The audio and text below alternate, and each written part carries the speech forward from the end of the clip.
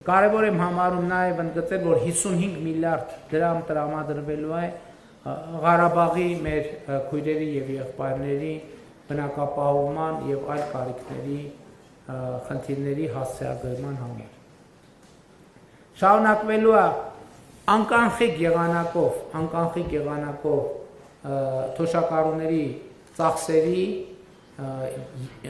ետվերադարձի համակարգը զարգանալու է եւ 2026 թվականին սա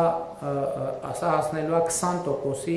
ներկայիս 12%-ի փոխարեն։ Ես ուզում եմ ընդգծել, մենք մի X պահից նախկինում մենք որդեգրեցինք քաղաքականություն, սա ըստ թոշակի բարձրացում է։ Բայց այո, նաև հանրային համերաշխության տրամաբանության մեջ մենք խնդրում ենք եւ մեխանիզմ ենք ստեղծում, որ այդ թվում թոշակառուները որոշակի ներդրում ունենան հենց իրենց եկամուտները ապահովելու գործում, որ վատ արգահատելի ոչ մի բան չկա դրա մեջ։ Բայց հաջորդը մենք այս տարին ներդնելու ենք համընդհանուր ետվճարի համակարգ։ Այսինքն բոլոր քաղաքացիները անկախիկ առևտրի դեպքում իրենց առևտրի որոշակի տոկոս հետ են ստանալու։ Համակարգը կներդրվի, պարոն Հովհաննիսյան, 3.5%-ի մասն է, 2%-ի մաս,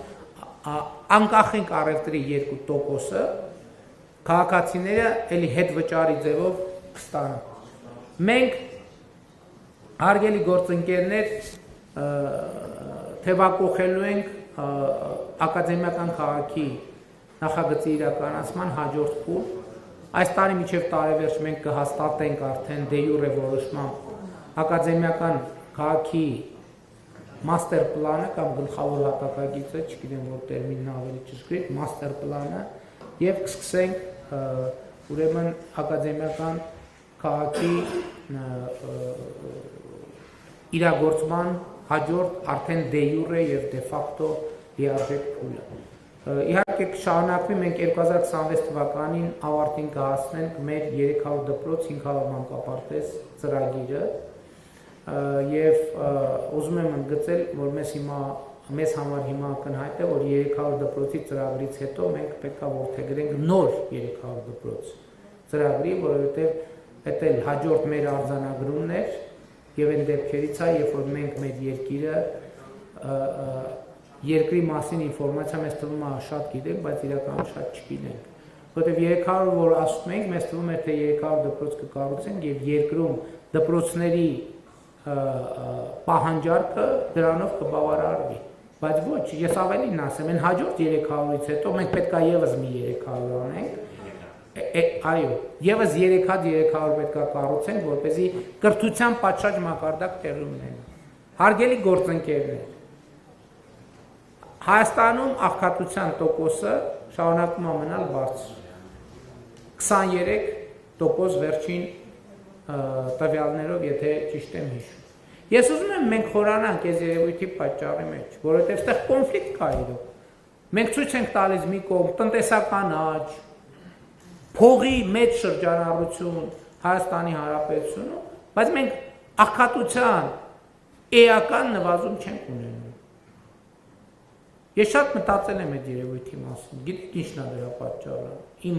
համոզմամբ։ Դպրոցների ավերակներն են դրա պատճառը։ Դա ուրիշ որևէ պատճառ չունի։ Ավերակ դպրոցները։ Այն որ հանրապետության երեխաների մի զգալի մասը ըստ էության զրկված է պատշաճ որակի կրթության իրավունքից։ Ուրիշ պատճառ դրա համար չկա։ Որտեւ այդ ոնց է որ 100,000-ավոր կամ տասնյակ հազարավոր լավ քաղաքացիներ կարող են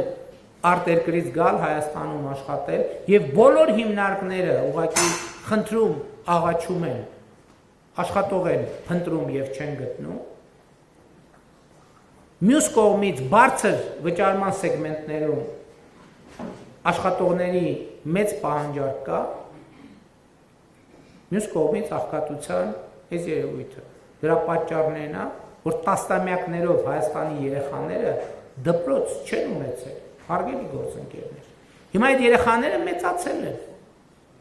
այդ երեխաները մեծացել են, հասուն մարդիկ են եւ պետքա վաստակել։ Ինչով վաստակել։ որ գիտելիքով, որտեղ ստացած գիտելիքով վաստակել։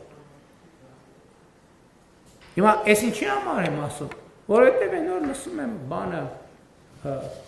Հայաստանի նախկին ղեկավարներից մեկը ասում է, աղքատություն ասում է, ոնց եղել է, էական փոփոխություն չի ունեցել։ Հա, չի ունեցել։ Այսինքն փոփոխություն ունեցել է, նվազում ունեցել է, բայց այդ նվազումը էական չի, այսինքն գոհացուցիչ չի։ Դա նրա պատճառով է, որ դուք ավերել եք դպրոցները, այսինքն ոչ թե ավերել եք, այլ ավերակ են եղել դպրոցները ձեր ժամանակ։ Դա նրանից է, որ ձեր ժամանակ բարձրագույն կրթական համակարգը